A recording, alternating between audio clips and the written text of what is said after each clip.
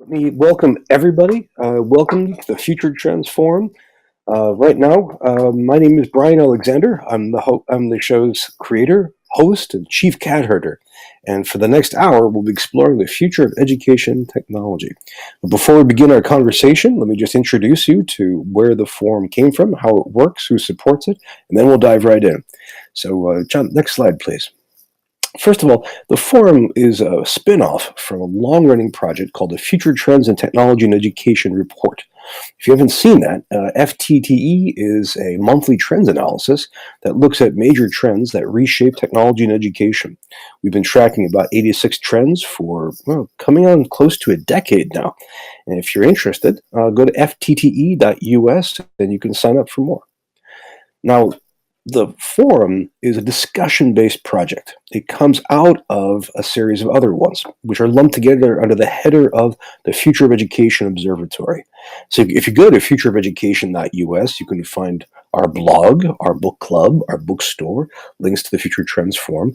The idea of the forum is to have all of that intelligence, all that conversation about where education is going, and to have it out through discussion, not through presentation, but through conversation between all kinds of people. That's the idea of this forum, and that's the idea of the observatory. Next slide, please, John. Now, before we go further, I'd like to thank people who support this and make it all possible. And to begin with, I'd like to thank NYSERNet in New York State. That's a nonprofit that helps that state's colleges, universities, along with libraries and clinics, get on broadband internet and do great networking stuff together. They do fantastic work, and we're very grateful to them for their support. We're also grateful to Shindig, because as you can tell, Shindig makes available the technology we're using right now. So let me just take a minute and walk you through it. So if you haven't had a chance to explore yet, let me just start from the structure of this. Where I am at the top of the screen, here, John, if you could return the screen to the normal presentation mode. Where I am and where the slides are just for a minute is called the stage. Up here, everybody can see and hear what goes on up here, and each of you can join us. I'll show you how to do that in a second. Right below us, where you see all these different boxes, all these different people, is called the participant area. You can see Andrew, you can see Mark, you can see John, you can see Autumn, and those people will be moving around back and forth during the next hour. If you see somebody you'd like to talk to, you can simply double-click on their icon, and if they want to talk to you and your cameras and mics are working, your two icons will click together like Legos, and you can have your own private audiovisual conversation, which is pretty neat. Now, there are at least 3 major ways you could interact with people in the course of the forum, and let me show you where they are. If you look at the bottom of the screen, you'll see a white strip running along it, and that has a bunch of different options. On the leftmost edge, you'll see 3 buttons. One of them has a number. I think it's 63 right now, along with a few different silhouettes. If you click that, up will pop 2 different windows. The window to the left has a kind of overview of all participants here. So you can just mouse over everybody and see, okay, Barbara Taylor, she's the Director of Academic Technology, California State University, San Marcos. And you can find Heidi Cates as Electronic Resources Librarian at Columbus State Community College, and so on. To the right of that, you'll see a chat box. It's a classic chat box that lets you text chat to the 18 or so people who've just come in with you. So right now I can say hello to Heidi Cates, Autumn, Rebecca Davis, all kinds of awesome people. And the chat box is a good place for people to have informal conversation, to toss ideas back and forth. And often, as a book or a website or a podcast comes up in the course of conversation, people will share a URL there. So the chat box is one way to communicate. Now, if you go back to that white strip, next to that chat box and the number button is a question mark with a circle around it. If you click that, up will pop a little simple box that lets you type in a question or a comment that you'd like to share with everybody here. So people do this pretty frequently. It works pretty reliably. The minute you hit send, we put it into our queue, and when the time is right, we'll flash it on the screen so everyone can see it, and I'll read it out loud so everyone can hear it. Now, back on the white strip, there's one more option, and probably the best one is a raise hand icon. If you click that, that tells us that you'd like to join us up here on stage. So when the time is right, we'll beam you up on stage, and you'll be able to talk and ask questions just like I'm doing right now. In fact, we can have up to 4 people here at a given time. So you can have 2 of you, plus me and our guest, as a kind of pop-up panel. And if you haven't done this before, it's really easy to do, and you'll see how it goes over the course of the hour. So through video, through text chat, through the question mark, those are 3 great ways to participate.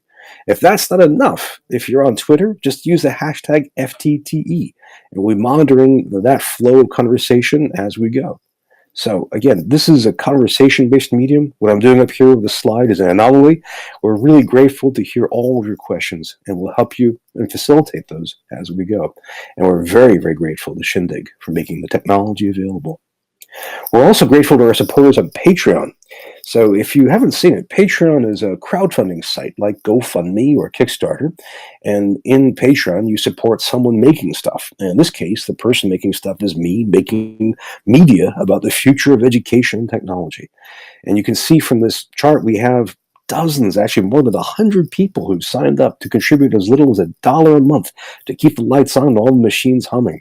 From this graph, you can see people like Jeannie Kim Han, Paul McConaughey, Kyle Johnson, Bob Johnson, Chris Lott, all kinds of wonderful people who contribute.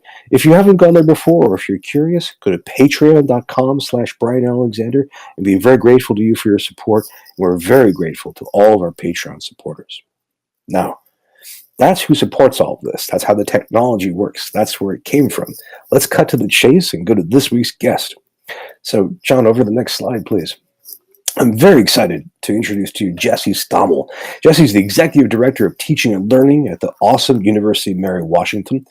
Jesse has been doing an incredible amount of work over the past years. Someone with a documentary film background, someone who's a very passionate teacher. Jesse has helped create the Digital Pedagogy Lab. Jesse has authored a ton of content, including co-authoring a new book and co-editing a second new book.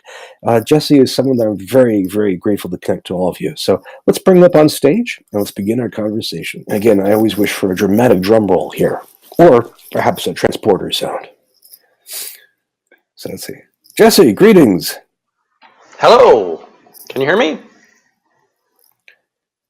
Hello. Jesse, are you at home or in the office or where?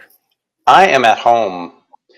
Home, and you can see some Legos behind me, and there's a Winnie the Pooh. This is the Wall-E special edition Lego kit.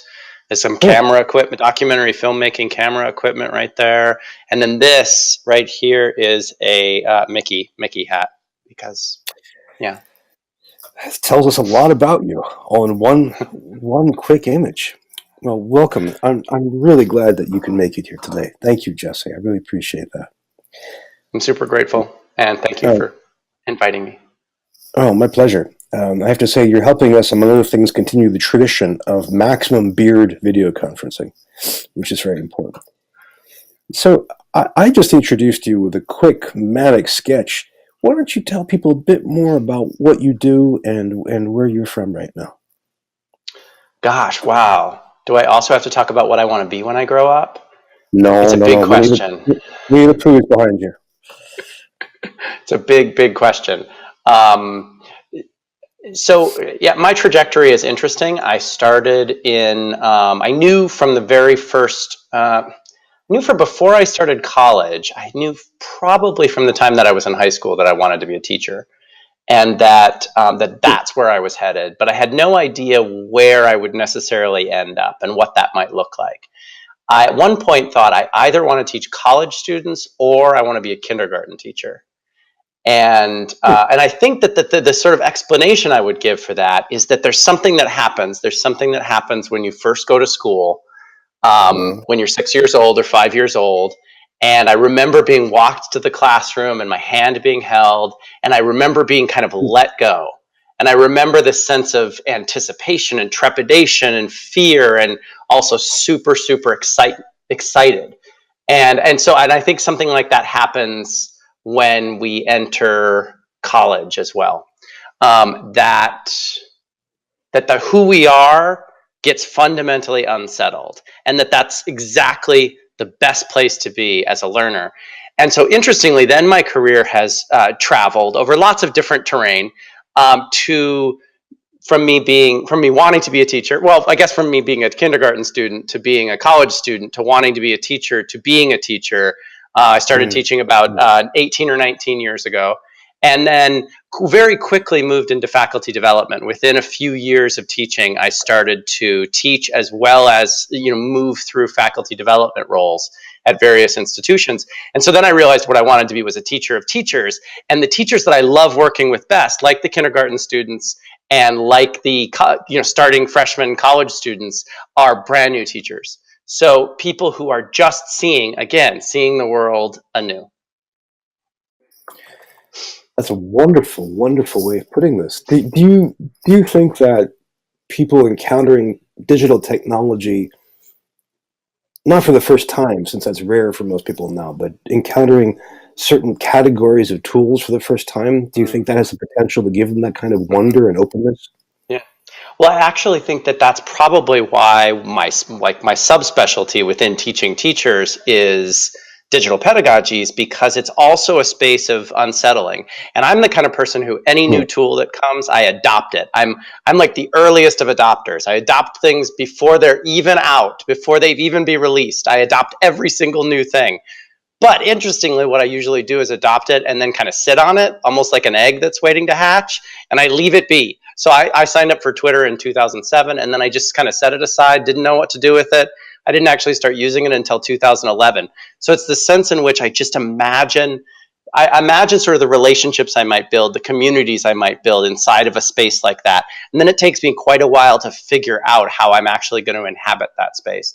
But I think that sort of Hmm. Yeah. encountering a new classroom, encountering a new social media, Okay. encountering a new way of communicating with our friends, Hmm. family, colleagues, ends up being a Hmm. space of trying to re-ask ourselves, what is it that matters? What do we care about? Like even this conversation right here, like thinking about being in Shindig for the first time as a presenter and thinking about what is it that I like about my relationship with Brian and the conversations I've had with Brian. And then thinking about this platform and how this platform either changes, reimagines, restructures, Yes. reframes those conversations. Like what's possible here that might not be possible in, if we're sitting over dinner having a conversation. What's not possible here that would be possible over dinner? What are its affordances? That's excellent to hear. Before I go further, friends, I have to say I have an armful of questions for Jesse. And as you can tell, Jesse is not shy about answering them. But we are all about having your questions and comments here. So as we proceed, please reflect on what Jesse has to add and think about your own comments, your own questions, your own issues that you'd like to apply, how Jesse's concepts might play out in your own world. And again, use any of those means to share your thoughts. Jesse, I have to wonder, now that I'm thinking about this background of yours, I'm rethinking some of those questions. And one of them is looking ahead to 2019. I mean, we're almost out of 2018. What are the major projects? What are the major efforts that you're going to be working on and thinking about? Yeah. Well, it's interesting. We're probably going to talk about one of the books that, at least one of the two books that I happen to have come out within a month and a half of one another. That's an interesting thing because they both were started at completely different times. Both of the Oh, times were many, many years before now. So the idea that they both ended up coming out at the same time, none of that was planned. That's just the way book publishing works, I suppose. Um, but one of those books, An Urgency of Teachers, the reason why I wanted to compile that book with my colleague Sean Michael Morris is because we've been working together on a bunch of interconnecting projects for the last 2, 7, 18 years, depending on how you count. But for the last 7 years, the book collects 7 years worth of writing. We've been sort of right. circling around something. And what was interesting is I sort of stepped back and looked at it and thought, huh, I actually think that might be like I'm done in that circle. Not to say that the circle that I'm going to enter into is not interconnected with that circle, but sort of the Hmm. circle of my thinking, the circle of my work, the circle of my writing and research, my conversations that I have. I feel it shifting. So I feel myself moving on to new questions. And so putting the book together, the compilation, was a way of putting a bow around that work that we had spent 7 years doing in Okay. order to help us move on to the next thing. And so my answer to your question is that I don't fully know yet because I didn't want to decide what the next thing would be before I had finished the previous project. And it will be an offshoot of some of the stuff that is in that book, certainly. But there's also stuff that I left out of that book, particularly because I suspected they might be part of the new project. So I have a bunch of recent new blog Mm, posts mm, about grading.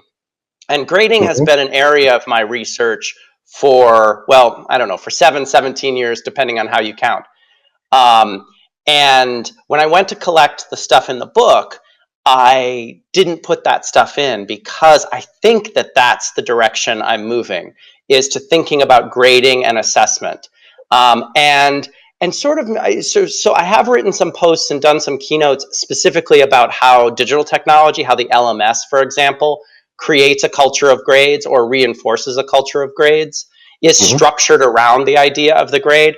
But I think that mhm, this project is actually moving more and more away from technology to think about sort of assessment culture, the way that we're quantifying everything, the way that we are trying to constantly evaluate everything, pushing back a little bit, even on something like evidence-based learning, because I think that there's this desire to make sense of something like the learning process that mhm. ultimately doesn't fit neat and tidily into rows and columns in a spreadsheet.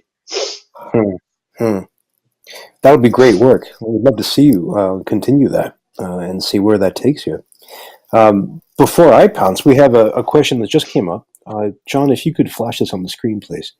Hmm. This is from Steve Cavello. I'd like to hear more about Jesse's critique of backwards design, as Uh-huh. alluded to in its recent Twitter thread. Good question, Steve.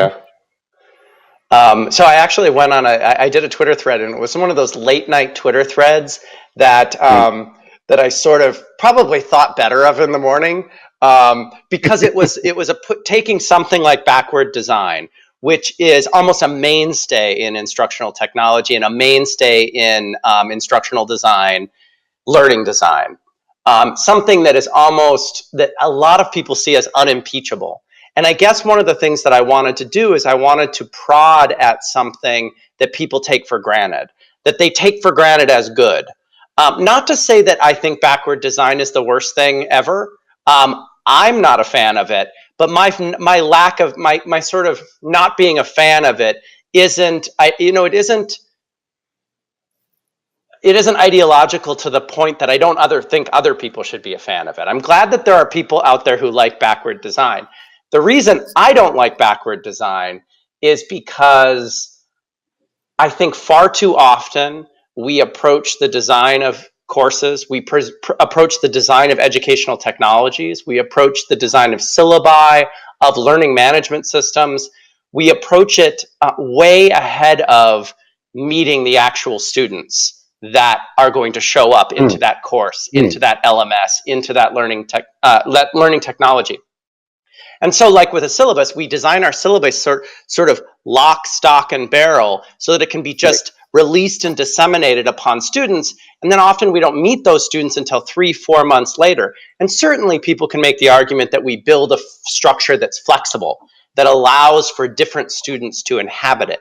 But but the notion of backward design, that we could determine what the outcomes were, either the actual outcomes or even the desired outcomes for a group of humans, how complex humans are, for a group of Mhm. humans whom we haven't even met yet. And so it's not necessarily to say that the impulse behind backward design is bad. It's to say that if we start from a place of imagining that we can know what a group of people who we don't even who we haven't even yet met, if we start from a place of imagining that we can predict where these imaginary people will end up, I think there's a flaw there, or at least something that needs to be pushed on. And certainly Hmm. there are people who use backward design and talk about backward design who do push on that. But in the main, that's not how I see it used. That sounds, in your description, backwards design sounds more like media production, where you have to front load a ton of production Mm-hmm. work. But Mm-hmm. what you're asking for isn't so much forwards design, although that'd be a fun thing to think of, Yeah. as co-creation. Yeah. The class Yeah. is co-creation with students. Uh, yeah, and so someone jumped into that thread and said the most absolutely brilliant thing. Wonderful, wonderful human being, so brilliant, Robin DeRosa. She jumped into that, and Oh yeah. she forced me to think about what would it be if we took something like backward design and we gave it over to the students. All of a sudden, if it's the students doing backward design, tailored, not necessarily just tailored to each individual, possibly co-constructed by a community, tailored to that community, suddenly I'm like, oh, okay, great. I love backward design. Let students do it, or let us do it with students. Excellent idea. Excellent idea. And that's, by the way, so far you have mentioned two awesome people, Sean Michael Morris and Robin DeRosa, who will both be guests in 2019, the Future Trends Forum. I did that on purpose, just for you, Brian. I really appreciate that. I really appreciate that. Before I pursue that with another question, we have one coming up. John, why don't you flash this on the screen, please? And this is from Stephen Ehrman, the awesome Stephen Ehrman. Welcome, Steve. What is critical digital pedagogy? Is it something that any teacher could or should do? Something that teacher educators do as a contribution to the literature? And Stephen, by the way, if your camera and mic are working, we'd love to have you on stage to follow up on this, because you're a great thinker on this. I think that's a really great question. I mean, in some ways, I think that it has to be both of those, but I would say more the former, that essentially when I talk about critical digital pedagogy, I explicitly say that this is not something that I can be a sole expert in. It's not something that I can research and sort of create a map for and then disseminate that upon teachers.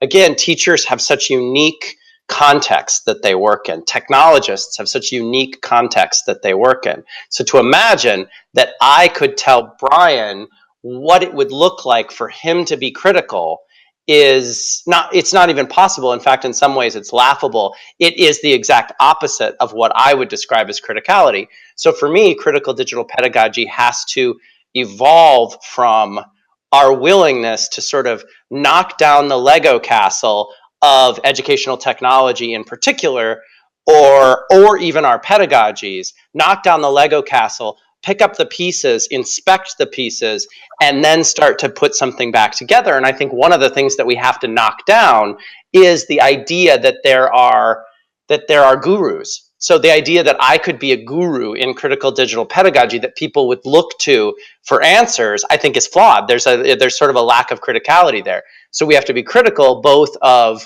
the educational technologies themselves. We have to be critical of our own pedagogies, and we also have to be critical of the sages that deliver wisdom about critical digital pedagogy. And by critical, I think that I want to make really clear that I don't mean scorn. I don't mean criticize. I essentially mean to raise an eyebrow at curiously, to inspect, to wonder at, to marvel at. I think that half of the job of educational technologists, or really teachers, is to keep our eyebrow always raised.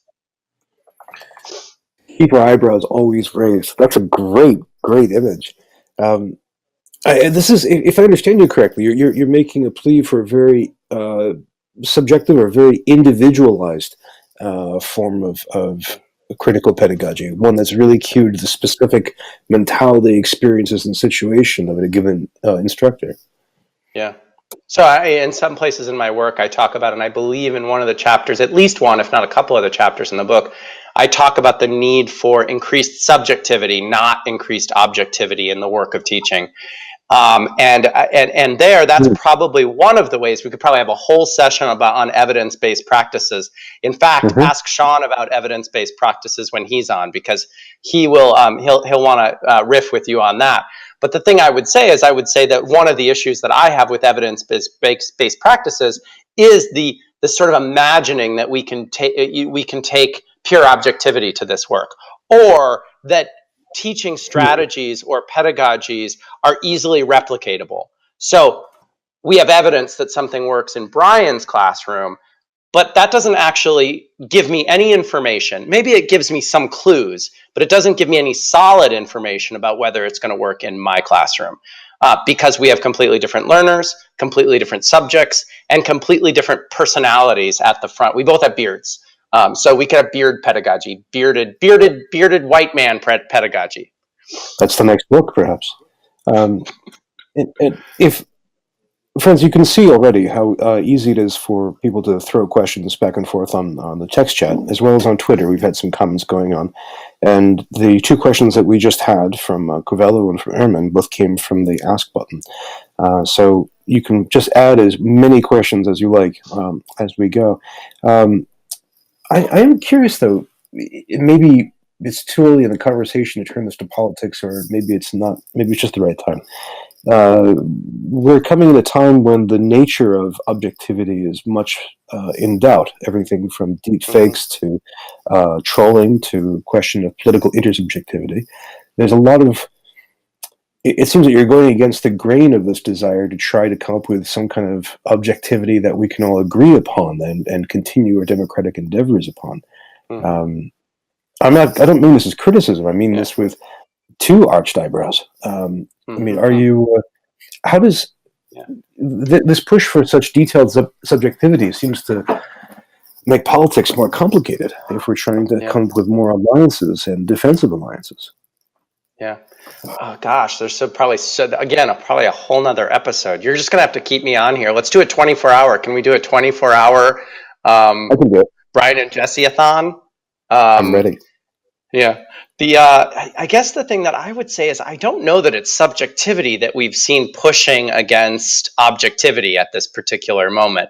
It isn't emotion that's pushing against fact. It isn't a deeper understanding of what it means to be feeling, thinking beings that's pushing against facts. It's alternative facts. It's lies. And the thing is that I like I guess I would say that I don't see a neat and tidy distinction in this particular case. I don't think subjectivity is the thing that is putting our objectivity at risk. Um, and so I think a move towards subjectivity, a move towards the complexity of human beings, a move Mhm. towards Mhm. situatedness, deep, deep situatedness, is not the problem at this particular moment in time. Okay, that's a good answer. That's a really, really good answer. And uh, let's see, John, Stephen, if you want to come up and pursue this further, this question not of necessarily subjectivity nor of the great specter of pedagogy, but the question of critical pedagogy and how this goes. Um, and while they're thinking about this, while they're bringing these up, I want. Oh, good. We have Stephen coming back up. Let's see if the connections all work. Oh, Can you hear me? maximum beard has been achieved. All right. And can you hear me? Perfectly, Stephen. Good to see Great. you. Hey, nice to you too, Brian, and to meet you as well. Um, you made a point a few minutes ago about the lack of value. It seemed to be you were saying the lack of value at looking from the one beard from one's own bearded class to another bearded class. And I agree that if the n equals one in the universe, it's not very informative. You've never seen anything else. If you get n equals two, it's not much better and can even be diluting. So I think the answer is to educate your subjectivity, if you want to put it that way, Mm-hmm. is to see a lot of Mm-hmm. examples. Um, there's a sort of a meta point here. I think I sense a lot in what you've been saying, a shrinking down to the immediate, the situated, and on. Mm-hmm. With regard to something like guided design. But I think guided design was sort of pushing off originally from the idea that um, teachers really didn't have anything to do with student learning. They provided information, and the students either learned or they didn't. And if they didn't, it was their own fault. Uh, Once you get the idea that you can shape um, in even 1% what it is that's going to happen to students, it makes sense to try to figure out what your 1% or your 5% is. What are the things that you're going to be working to do, and some of that requires preparation. Um, when I look at colleges, I think it has to go way beyond the single class, because I don't know many people who say that, like everybody else in that course, I learned X. I didn't learn it anywhere else. Neither did they. But X Right. has stayed with me and has shaped what I can do or how I see things. That's extraordinarily rare. So this sort of outcomes down picture of education says we're trying to teach critical thinking or design skills or commitment to civic engagement. There have to be a lot of experiences, one after the other, as the student moves through their education. And whereas it would be ridiculous to try to totally fix that, it would also be ridiculous to just say, well, let's see what happens on day one when the students show up. And I don't think you actually believe that, but it was sort of coming at me as though you might. Yeah. Yeah, one of the things that I'm thinking about is I'm thinking about something I've said about outcomes. I've written pieces about the notion of emergent outcomes, but I've also said something about if we're going to structure learning around this notion of outcomes, which outcomes feel like they've run rampant. Over the last 10 years, the last 12 years, I've watched outcomes become almost ubiquitous and also lose some of their ecstaticness. Because if we're going to structure around outcomes, then we need outcomes that are a lot more imaginative. One of the things that I often think is I think that when I'm having conversations with folks about outcomes, that so quickly we get to, but how would I test that? How would I prove that students had met that outcome? And I actually think we need outcomes, and it's not about them being fluffy even. We need outcomes that sort of fit with the complexity of learning. So for example, I've said that an outcome like have an epiphany, an outcome like change your mind about something significant over the course of a semester. Those are the kind of outcomes that I think point towards the kind of thing you're describing, civic engagement, or which of course we want those things, or the ability to think across disciplines. Sure, yes, I love that as a sort of endpoint outcome for a liberal arts degree. If we're going to get there, the kind of course level outcomes we need aren't, I will be able to write an academic essay that proves a point about X. So I like the idea of outcomes as long as we're pushing hard enough on them so that they are getting us towards that, moving us in the direction we actually want. Ecstatic outcomes. Yeah. Literally in that sense of the etymology ecstatic, of being out of stasis, being out of a place. And I guess the other thing I would say, I really love your point about n equals 1, n equals 2. What happens when n equals 30? What happens when n equals 40, 50? At what point do we get enough information for it to be really useful? And I think there's lots of information and all of it's useful. I think that the danger is sometimes when we push to n equals 275 and then we say, okay, we've answered that question. Okay, we now know this works and this other thing doesn't work. I think when we push to that point, what the danger that we run is that then what happens to the outliers? What happens to the disabled student in our classroom? What happens to the students of color? What happens to the queer students who haven't yet come out, who don't even yet know that they might someday come out? So all of a sudden, those n equals 275s create a structure that might not allow for the outliers. And they don't have to. I think, lots of people are capable of reading studies that prove a point and then can also say, except that won't necessarily work in every circumstance, for every student, in every classroom, for every instructor. But it's still useful information, I guess. And I think you need a structure to do something big, but every structure always ignores or downplays some things as part of its effort to concentrate on something else. Yeah. So we've invoked the issue of scale. Thank you, Stephen. That's a very, very deep prompt. And before you go, Steve, if you could if you want to throw links to some of the places to find you in the chat box, that would be great. So people know how to find your work. Friends, while we're thinking about the next question, let me just remind you that so far you've seen how easy it is for people to appear on video. You've seen the questions that appear in text. So I have one huge question to ask poor Jesse right now. But while I'm doing that, think of your own that you would like to add and offer. The question I want to have has to do with something that's come up so far, which is the question of student autonomy and respect for student agency. And you've been very, very good about this for years. I mean, writing about the problems of student shaming, for example.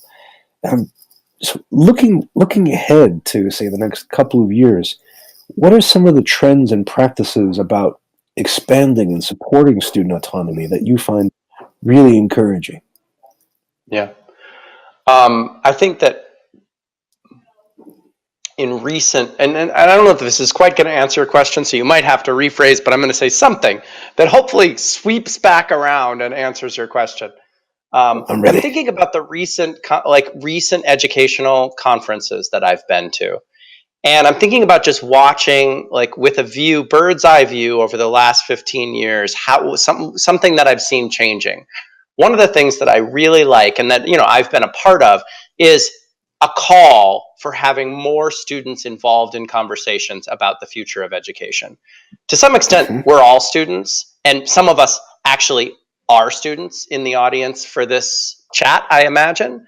But having more students, more undergraduate students, more high school seniors involved in the conversation about the future of higher education. I've seen that call championed for years, and have been a champion of that call. I think I'm starting just in recent years at some of the events that I've gone to, started to see ways that that's being implemented, ways that students are being brought to present with their faculty members and are really given the stage, having the stage given over to them. I've seen examples of panels that are students, educators, administrators, technologists talking to one another, and Mm. sometimes even vendors, moving to a place where we are making decisions together as opposed to making decisions in these silos. And I was asked at a conference that I keynoted in March of this year, I was asked to what one thing could I do when I leave this conference in order to make X or Y better? And I forget what the X or Y was. But what I did is I thought of it and I thought, well, I want to come up with something really incredibly practical. And I said, if I'm going to present at a conference or if I'm going to go to a conference, I want to find a way to see whatever money I can pull out from under couch cushions to bring a student along with me. And so I actually did. For the first time, I went and gave a keynote, and I took some of the funds that I would have gotten to attend, and I paid for a student to um, attend the event with me. And then I'm doing an independent study with that student in order to help them think through. The conference was the Real College event in Philadelphia that Sarah Goldrick Rab puts on, which is about food insecurity and it's about needs insecurity among students. And so it really felt important to bring a student with me when I went to that event. Ah, nice. That's a powerful trend. I've been seeing more of this myself, anecdotally, in different events, and yeah, we should see more of that. We should see more of that. Speaking of it, we have another question that just came up. Let's see if we can put this on stage, John. This is from David Raths. University of Mary Washington is well known for the domain of one's own effort. Can you talk about its impact on pedagogy on campus based on your observations? Thank you, David. Yeah. I think, interestingly, in some ways, I came to University of Mary Washington, not just because of the domain of one's own project, for various reasons. But one of the reasons I think I ended up at University of Mary Washington was because of the domain of one's own project, because it was kind of a beacon. It was telling a story that I wanted to be part of. Mhm. And now I'm working at University of Mary Washington and have the absolute pleasure to work with a colleague, Martha Burtis, who is one of the founders of Domain of One's Own. And Woo! she's someone that has really helped me. Yeah, honestly, it's like a dream job that I get to even be in a room with Martha Burtis on a daily basis. But she's someone who has really pushed me and helped me to understand what the sort of philosophical underpinnings of the project are. I knew coming into the job where I would be essentially leading the domain of one's own effort at University of Mary Washington. I knew that it wasn't just switches and dials. I knew that it wasn't just ones and zeros, that it wasn't just a technology. I knew that there was something deeper underneath it. There's a nod to Virginia Woolf in the title, nod to A Room of One's Own. One of the things I did when I got there is we did a book group where we read A Room of One's Own together and just asked ourselves, what do these things have in common? How do they speak to one another across just the naming, the charming name? And so what I think is that the project is really nascent. I think that in some ways, if people imagine that, just giving students a blog or giving students a domain name or giving students a website, a space to put a website, if they imagine that that's domain of one's own, they are only cracking the surface of what the project actually is. So I guess this is a way to evade this question. And the way I'm going to evade it is by saying that we're years away from knowing the answer to this question, because we can't possibly know what it is.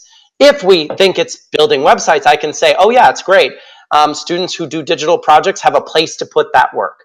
Students who want to do public scholarship or faculty who want to do public scholarship have a place to do that work and a place to share that work from. And so, sure, then we can say that's the result. But if we imagine that what this is actually about, and this is what I believe, is students taking ownership of their own education, then we don't yet know what that's going to look like and what shape that's going to take. For me, what domain of one's own is it's about students not just doing assignments for a class. One of the things I've said about my own teaching is I've said that I don't receive work from students anymore because I don't believe that this is a transactional relationship. Students don't turn any work into me. They put it somewhere. They put it on somewhere where people can read it, and those people aren't just me. Those people are their colleagues, their peers, their other teachers, people around the world, Brian. And so essentially I guess that's the conversation that domain of one's own raises. It raises the question of, if we imagine taking kind of homework off the table and we imagine students making stuff that has value, and that's what education is about, not just the bureaucracy, transactional turning in of homework. Yes, and so, yeah, I don't know that I can answer that quite yet. You're not answered David Rath's question. It was a very, very rich answer on its own. So no grading, no homework, no outcomes, no pre-work for the class, and yet ongoing co-creation towards ecstatic becoming. Yeah, and no syllabi, none of that. Well, actually, let me just say one other thing about that, because it's interesting, because it does sort of suggest, well, we just start from a place of chaos. But actually, that's not what I believe either. What I would compare it to is I would compare the difference between having a map that shows exactly where we're going, or having I've talked about this with relation to scaffolding. Oftentimes when people talk about scaffolding, what they're really describing is just a neat and tidy stair step from point A to point B. Right. When I think, no, if I actually just look at what scaffolding actually is and how it works, it creates thousands of points of entry to a building or a project, and thousands of particular places that you might end up on the scaffolding to work on this thing over here or that thing over there. And it structures the work deeply. And so what it is, so it's not that we have no structure or that we just have chaos. We still structure the work deeply, but we give lots of points of entry and lots of potential outcomes that would all be not necessarily equally successful, but successful in different ways. I'm actually a planner. I mean, for as much as I talk philosophically, people imagine, he probably goes into class without a syllabus, but that's not true at all. I actually create a syllabus. It's just a syllabus that's an entry point to dialogue, not a plan, if that makes sense. You remind me of this observation attributed to Rudolf Steiner, and I haven't been able to track it down, but the idea was that a teacher should go into class without any notes. They should be so well steeped in what they want to do that they can, if they have to lecture, they can quickly do it at the drop of a hat, but they don't have to come up with notes. But it lets the flow of the classroom instead shape that. But before I do that, we have a different question that came up. John, if you could put this up, please. This is from Catherine Lombardozzi. Hello, Catherine. Jesse, you've advocated for faculty knowing more about higher ed pedagogy. How do you define that? What material could I use to explore and compare that with adult learning theory and research? Yeah. Great question, Catherine. I think, gosh, that's a huge question. Wow. Let's just hang out and talk about that, Catherine, for hours, because I probably need to in order to answer this. So to say, I guess to say a shorter version of what I mean when I talk about higher education pedagogy is I mean the work that I see thousands of teachers doing on a daily basis on college campuses across the US and beyond. I mean, all of the strange, essentially what I would say, I guess, is that there's a Venn diagram where adult learning theory and higher education pedagogy overlap. And it's a pretty significant overlap between the two. And that higher education pedagogy within it holds a whole slew of subdisciplines. And so in some ways, I would say that higher education pedagogy is a much larger circle. And sort of there's this medium-sized circle that is adult learning theory that overlaps with the others. I think one of the things that I push back on adult learning theory is that, and this is going to be really super broad because we could pull up any specific work of literature from that sort of vast corpus, and I might have a very different response to it. But my overall feeling when I talk to people about adult learning theory is that there's a presumption that there's just some fundamental switch that happens between people who are in K through 12 to people who are in college to people who are in non-traditional education or post-bachelor's degree education. And instead, I think we need all of those folks in a room together having conversations across those divides. But I guess the other thing I would say is that I would be just as happy if most starting college teachers began with a foundation of adult learning theory, because at least it would be something. Let's start anywhere, because where we're at right now is that over 50% of college educators end up teaching in a classroom with no preparation whatsoever. So let's start at adult learning theory. Let's start at Paulo Freire. Let's start at wherever we start. I don't think that it can be. I don't think it can be wrong. Oh, that was a fantastic question. That one gets me fired up. As opposed to the low energy you've been showing so far. But thank you for the exchange. Following up on that, we have one more question that just came up. John, if you could put that up on screen, please. This is from Renee Petrina. How do you respond to those who push back that critical approaches only work for, quote, your discipline, unquote? Consider general education, mathematics, business administration, etc. Great question, Renee. I was typing in the chat, so I got a little bit distracted. But I did take the point of Renee's question. But I got to take one little pause to kind of take it in and turn it towards an answer. But I'd love to know your thoughts on this as well, Renee. I've been asked, so I've often had that question asked of me, and my response is kind of I don't mean this to brush off the question, but in some ways, I think it's a useful start to a conversation. So I'll give a talk and I'll, talk about a lot of the same things we're talking about here. And someone will raise their hand and they'll say, well, would you want your doctor to be educated that way?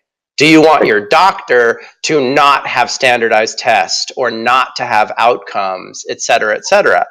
And my response to it is, and I mean this both seriously and as a kind of friendly prod to that question, is to say, I want my doctor to have read all of the books of Jane Austen. And the reason I want my doctor to have read all of the books of Jane Austen is because when they encounter a situation that they were not trained for, that they have never experienced before, I want them to be able to save my life.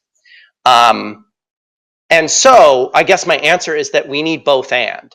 And the way that I respond to people is to say that what's interesting about conversations about higher education pedagogy for me, what's interesting about conversations about teaching for me, is seeing the points of overlap and the points of difference. I love sitting down with someone who is a math professor and just talking about, like, what do you do and what happens when you do it? And then me saying, here's what I do and here's what happens when I do it. So coming at this from a sense of kind of wonder and awe about our disciplines, and not a sense of about each other's disciplines, and not a sense of fear or imagining that they're fundamentally different. I think the first pedagogy book that I ever read, I literally was about to start teaching, and I was reading it furiously in the weeks before I started teaching, was John Holt's How Children Fail. And he was a math educator when he wrote that book. He was an elementary math educator. And so if I could in a sense learn how to teach, if I could learn who I was going to be in a classroom from an elementary math educator, and I was going into a college writing class, I think that the dialogues that we have across those divides are more interesting to me than trying to keep those divides firmly in place. If you want to, that's a very, very deep response to that very, very provocative question. And if you'd like to join us and pursue that, I appreciate that. And this touches on the science versus the humanities debate. This touches on questions of support and siloing. But friends, while our questioner is mulling that possibility over, I have to let you know that we have 8 minutes left before the end of the session. So if you want to get in your question, your jibe, your howl of outreach, your shriek of celebration, this is your chance. We need a howl of outrage, Brian. And also, you have to fit horror films into this. You've got 8 minutes left. I'm building up to that. So the question I wanted to ask you is you mentioned your bird's eye view. I mean, you have this extraordinary perch right now in terms of University of Mary Washington, and you're very well known as a speaker, as a writer, as a thinker on stage. And so let me ask you to speculate a bit.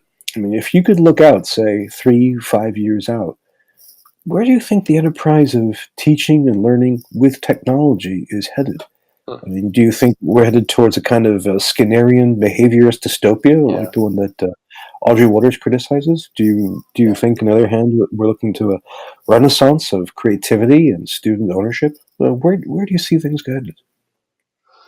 Wow. I'm a deep optimist in general, in life, in teaching, and I don't necessarily know that I'm a deep optimist in response to that question.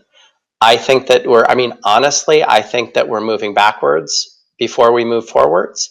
I think that as educators, as prognosticators, as philosophers, we need to be looking both directions at the same time, looking back even as we look forward. And I think that we need to inspire in our students, if we're teachers, if we're in a classroom, if we're in any position to mentor students, we need to inspire in our students this sort of confidence and moxie and civil disobedience that I think we need. I will say that, and this is a bit of a leap, but when I look out at the world of educational technology, I feel like we are moving towards behaviorism. We're moving towards valuing what we can count. We're moving towards quantifying everything. We're moving towards something that's complex, or that an algorithm can't get its brain around, not being as important as the ineffable and epiphanies. But then I look at the kinds of activism that I see from the Parkland kids in response to the shooting there, and I see how powerful they are, and I see how amazing they are. And I look to my students and I see how, like, the students at University of Mary Washington every single day inspire me. And so any bit of cynicism that I have is just utterly squashed. So ultimately, I think, yes, it's going to get better. We're probably not the ones who are going to make it better. We play a role, and we play a crucial role, and we have to keep fighting. Students are going to take their educations back. And that's that. So yeah, that's where I take my point of optimism from. Take back education. Students will take it back. That's a great answer. That's quite a vision. And although you have a very optimistic attitude, I'm glad to hear you engaging with the dark side of this as well. I was going to close out on that line, but we have one more question that has just popped up. John, if you could put that one on screen, the most recent one there. This is I'm trying to think who this is from. Oh, this is from Mark Kindred. Instructors look to me to provide tech solutions. They may use the online courses that are objectively effective. How do I begin to persuade them that a subjective criticality is the way to go? Yeah. Great question, Mark. I've been in all kinds of roles in and around educational technology. And one of the things is that this is a real complex question, because one of the problems is that the work of teaching is so precarious. It's part of the reason that we wrote a book called An Urgency of Teachers, because the work of teaching has gotten increasingly precarious. And I both mean literally that we have more adjunct instructors. Right. 75% of the workforce is adjunct, but I also mean that the work is undervalued and underpaid, and that even our national and state governments don't recognize the work as meaningful and important in a lot of cases. That puts people in a position of fragility is the word that I'm going to use, although that's not quite the word. It puts people in a precarity, I guess is the word. It's in a place of precarity. And from a place of precarity, what we want are solutions. And so I think that a lot of teachers, myself included sometimes, are thrashing about for solutions. And we imagine that just a list of best practices will solve the problem that we're having in our classroom. A list of best practices will help us build our first online class. And in some ways, as a technologist or as a faculty developer, we have to kind of we have to say, here are some things that I've seen work for other people. So essentially not withhold those best practices, not withhold that help, find ways to meet faculty on the playing field that they're actually on, but also to just ask questions and say, what do you want to do in your classroom? What do your students experience in your classroom? When your students smile and laugh, what's the thing that you did? Do you think that they learn better when they smile and laugh? So, I mean, essentially, and I just came with those questions off the top of my head, thinking about trying to do a little bit of both, helping solve some of the immediate problems and needs, or finding places on campus that can solve those things, but then also asking those questions, those questions that put us in the place of why we're there in the first place. Because we're not there to have students be columns in a grade book.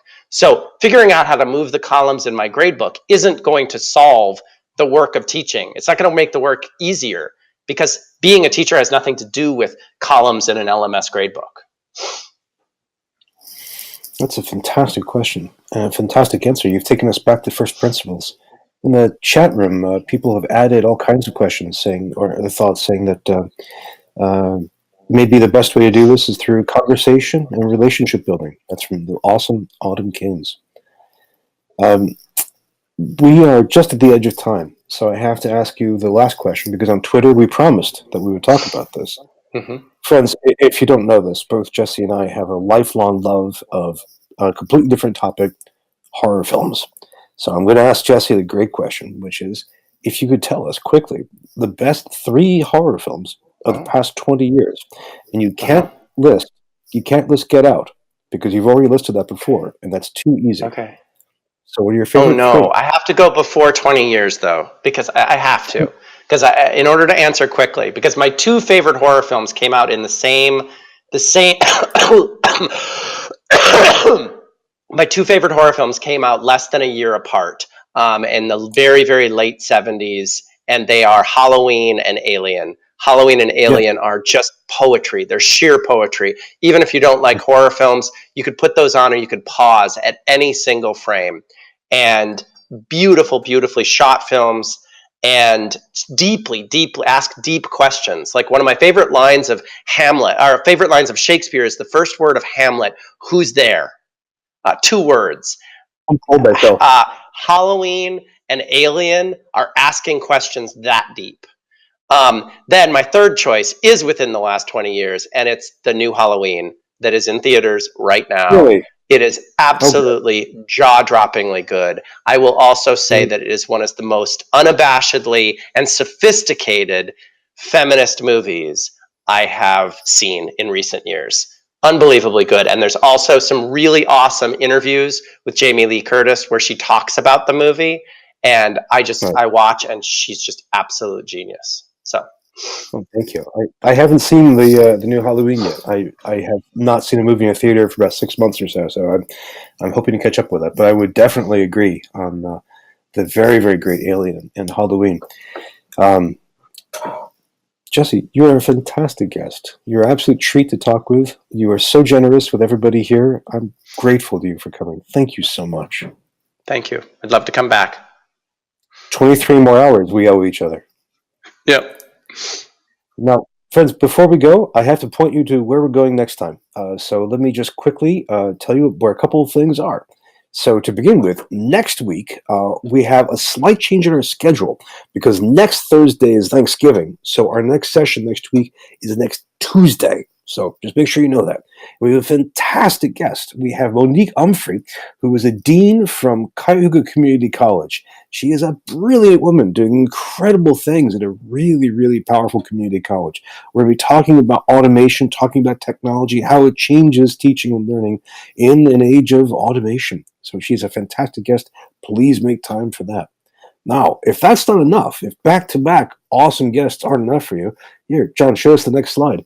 Because we have our book club kicking off. We have just begun our reading of Zant Tufekci's Twitter and Tear Gas. So if you don't have your copy, grab it now, because Monday is the first chapter.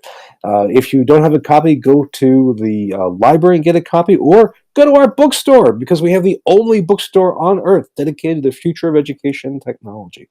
So join us and talk about this awesome book. In the meanwhile, how can you talk with us? On social media. We have all kinds of opportunities available. So you can follow us on Twitter using the hashtag FTTE. We have groups on Slack, LinkedIn, and Facebook for talking about this very forum. In the meantime, let me thank everybody for your attention, everybody for your comments. It's been a real pleasure. We'll see you next time. Thanks and bye-bye.